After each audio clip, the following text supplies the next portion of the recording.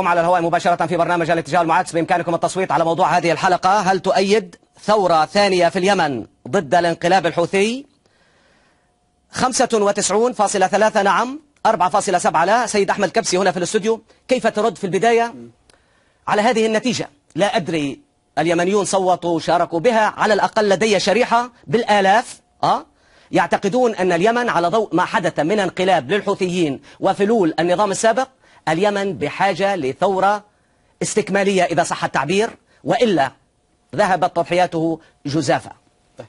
شكرا دكتور، أهلا بك دكتور فيصل قاسم، وأهلا بعباس المساوى، وأهلا بكل مشاهدي الجزيرة اللي بتابعونا الآن، وخاصة الذين أعادوا ضبط أجهزتهم ليعيدوا الجزيرة التي حذفوها من 2011. بس أشوف أحمد الكبسي ما شاء الله ما شاء الله عليك، كويس. أنا تابعت الاستطلاع يوم بيوم منذ 16 حتى اليوم، وأنا أتابع الاستطلاع اللي عملته، وأعجبني جدا. أعجبني الطرح الذي لفت انتباهي كثيرا في هذا الطرح، وجعلني اليوم يعني أطرح هذا السؤال. يعني ما طرحه كريم مشكور، قال: دكتور فيصل، ناقشوا موضوع الماسونية أيها البناؤون الأحرار. أنا حتى أبني فرضيات إجاباتي كلها في هذه الحلقة. دكتور فيصل، هل أنت من البنائين الأحرار؟ هل أنت ماسوني؟ بشرفك، هلك أنت جاي من اليمن وجاي تعمل لي مسرحيات وكذا؟ يا زلمي لك روح العب لك شغلة ثاني.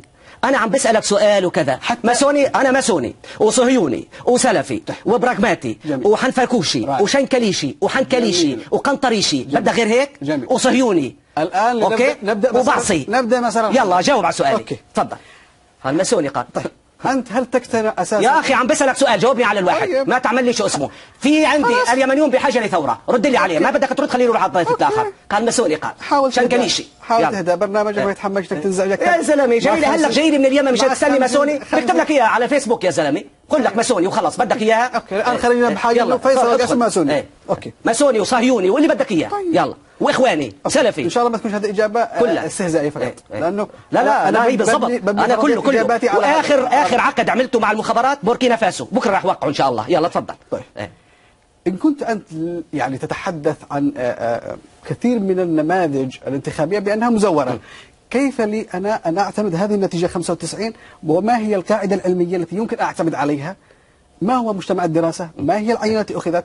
أنا بعمل استبيان في أي قناة في أي وسيلة. أنت جاي من اليمن، عم بسألك سؤال، قل لي باختصار إنه هذا الاستفتاء كاذب لا علاقة له. هل اليمن بحاجة لثورة جديدة أو لا؟ هذا هو. أجبت على نفسك. طيب هل هو بحاجة؟ طيب عباس المساوى، كيف ترد على هذا الكلام